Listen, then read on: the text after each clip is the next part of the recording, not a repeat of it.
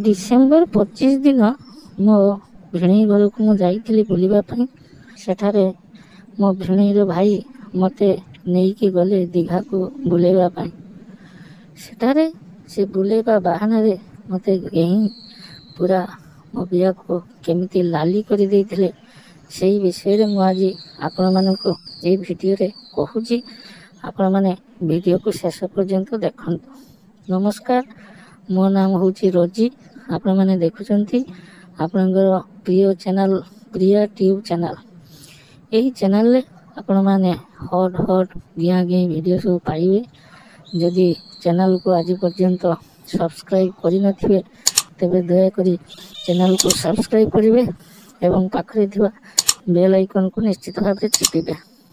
तो आसंतु वीडियो को संपूर्ण भाव में देखिबा।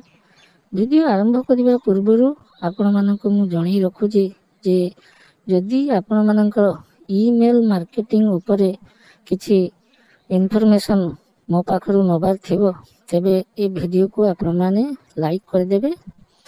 लाइक कर सारला परे मु आपण मानक सहित जोगाजोग करिवि एवं आपण मानक ईमेल मार्केटिंग उपरे तथ्य निश्चित भाव में जुगै पारिबे।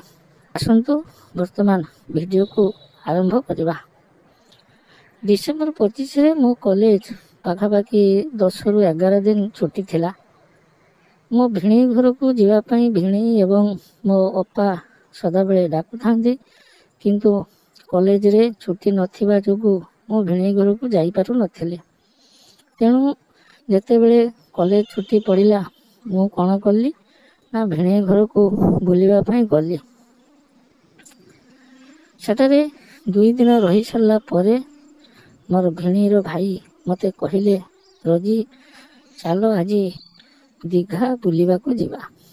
मु भी कहली ठीक अच्छी। तापरे मु प्रस्तुत हेई तांको बाइक रे बसी दीघा को बुलवा को गली। प्रबल भिड़ थिला दीघारे, पर्यटकों प्रबल भिड़। एमिति तो दीघा सदा बेले भिड़ रुहे, पुणी डिसेम्बर 25 रो माहौल, तेणु भिड़ प्रबल थिला। आमे किछि समय समुद्र पाखरे बुलाबुली करि सारला परे मो भिणीर भाई से कौन कले ना मते झाऊ जंगल आड़ को नहीं गले। झाऊ जंगल भितरे आमे बुलुथुलु।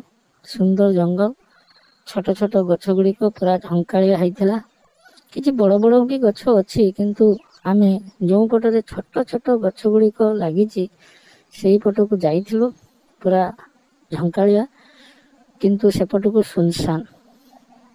किछि भीतर को पशिगला परे मोर भिणीर भाई से कौन कले ना गोटे पत्थर उपरे मते नहीं बसाई देले। मुझे पत्थर उपरे बसी पड़िली। सेते बेले को चाली चाली मो पाद थकी गलानी। तापरे से मध्य मो पाखरे आसी बसी गले। तापरे एआडू सियाडू मजालिया कथा सब हेले। ए कथा होउतबा समय रे से कौन कले ना मो देहरे हाथ मारिबा को लागिले। केतेबेले से मो बेकरे हाथ मारुथिले एवं केतेबेले मो हाथ को चिपुथिले।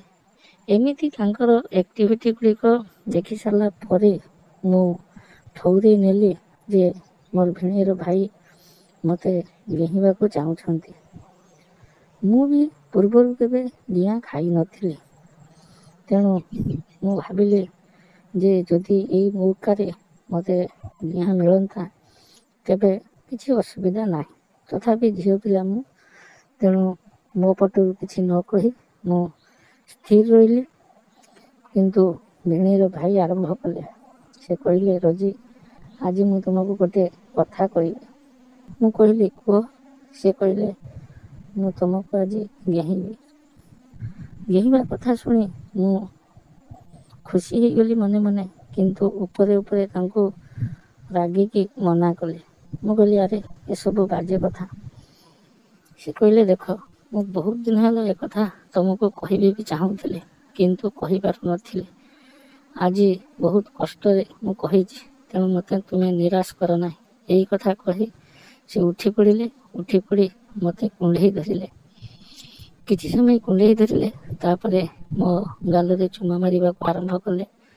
से जेतेबेले चुमा मारुथिले मते बहुत मजा लागुथला। ମୁଁ କିନ୍ତୁ ତାଙ୍କୁ ପେଲି ଧରୁଥିଲି। ଉପରେ ଉପରେ ରାଗିଯିବାର ଅଭିନୟ କରୁଥିଲେ। ସେ କିନ୍ତୁ କିଛି ଶୁଣିବା ଅବସ୍ଥାରେ ନଥିଲେ। ସେ ତାପରେ କ'ଣ କଲେ ନା ତାଙ୍କର ଦୁଇ ହାତରେ ମୋ ଦୁଧକୁ ଚିପିବାକୁ ଲାଗିଲେ।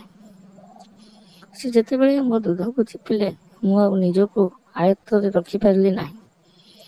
ମୁଁ ବି ତାଙ୍କୁ ଆଉ ବିରୋଧ ନ କରି ସହଯୋଗ କଲି। ତାପରେ ସେ ତାଙ୍କ କାମ ଆରମ୍ଭ କରିଦେଲେ।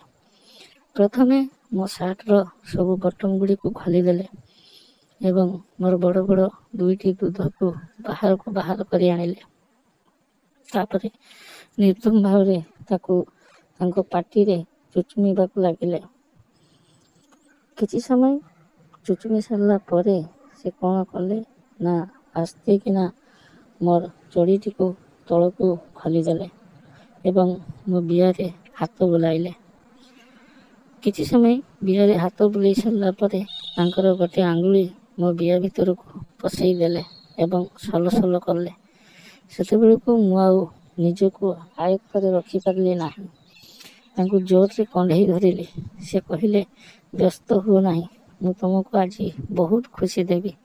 ଏମିତି ଖୁସି ଦେବି ତୁମେ କେବେ ଭାବି ବି ନଥିବ। ଏଇ କଥା କହି ସେ ତାଙ୍କର ପ୍ୟାଣ୍ଟକୁ ଖୋଲିଲେ। ଲମ୍ବା ବାଣ୍ଡକୁ ବାହାର କରି ଆଣିଲେ। ସେ ବାଣ୍ଡକୁ ଦେଖି ମୁଁ ପୁରା ଭୟ ପାଇଗଲି, କାରଣ ଏତେ ବଡ଼ ବାଣ୍ଡ ମୁଁ କେବେ ଜୀବନରେ ଦେଖିନଥିଲି।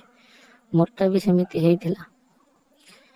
ସେ ବାଣ୍ଡକୁ ମୋ ହାତରେ ନେଇ କିଛି ସମୟ ହଲେଇଲି। ମୁଁ ଯେତେ ସେ ବାଣ୍ଡକୁ ହଲଉଥିଲି ସେ ସେତେ ମୋଟା ହେଉଥିଲା ଏବଂ ଘେଇବା ପାଇଁ ପୁରା ପାଗଳା ହେଇଯାଉଥିଲା।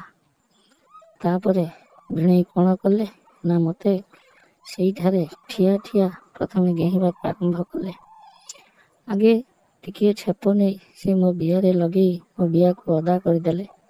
ତାପରେ ଆଉ ଟିକେ ଛେପ ତାଙ୍କ ବାଣ୍ଡ ଅଗରେ ଲଗେଇ ଦେଲେ।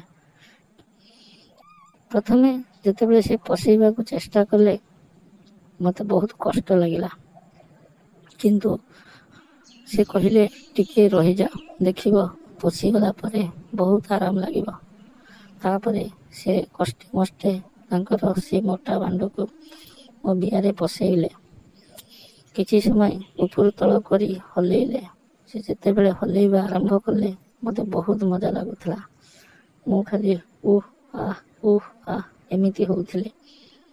ତାପରେ ସେ କ'ଣ କଲେ ନା 10ରୁ 15 ମିନିଟ୍ ପର୍ଯ୍ୟନ୍ତ ସେ ସେମିତି ଠିଆ ମୋତେ ଘେଇଁ ଚାଲିଲେ। ମୋତେ ବହୁତ ମଜା ଲାଗୁଥିଲା, କଷ୍ଟ ବି ଲାଗୁଥିଲା। ତାପରେ ସେ କ'ଣ କଲେ ନା ତାଙ୍କର ବାଣ୍ଡକୁ ବାହାରକୁ କାଢ଼ି ଆଣିଲେ ଏବଂ ମୋତେ ଓଲଟା ପଟେ ସେଇ ପଥର ଉପରେ ପେଟେଇ ଦେଲେ। ତାପରେ ତାଙ୍କର ବାଣ୍ଡକୁ ମୋ ଗାଣ୍ଡି ପଛ ଦେଇ ମୋ ବିଆରେ ପୁଣି ଭର୍ତ୍ତି କଲେ। ଅଧଘଣ୍ଟା ଧରି ଘେଇଁ ଚାଲିଲେ। ସେ ଅଧଘଣ୍ଟା ଘେଇଁ ସାରିଲା ପରେ ମୋ ବିଆ ସେତେବେଳକୁ ପୁରା ଦରଜ ହୋଇଯାଇଥିଲା, କିନ୍ତୁ ଏତେ ମଜା ଲାଗୁଥିଲା ଯେ ମୁଁ ଆଉ କିଛି କହୁନଥିଲି, ଖାଲି ଘେଇବାର ମଜା ନେଉଥିଲି। କିଛି ସମୟ ଏମିତି ଘେଇଁ ସାରିଲା ପରେ ତାଙ୍କ ବାଣ୍ଡରୁ ସବୁ ରସ ବାହାରିଗଲା। ସେତେବେଳକୁ ମୋ ବିଆରୁ ମଧ୍ୟ ସବୁ ରସ ବାହାରି ସାରିଥିଲା। ଆମେ ଦୁଇ ଜଣ ବହୁତ ଖୁସି ସେଦିନ ପାଇଥିଲୁ। ତାପରେ ଆମେ ଆମର ପୋଷାକ ପିନ୍ଧି ପୁଣି ଘରକୁ ଫେରି ଆସିଲୁ। ସେଇଦିନ ପରେ ସେ ମୋତେ ବହୁତ ଥର ଏମିତି ଗିଆଁ ହେଇଛନ୍ତି।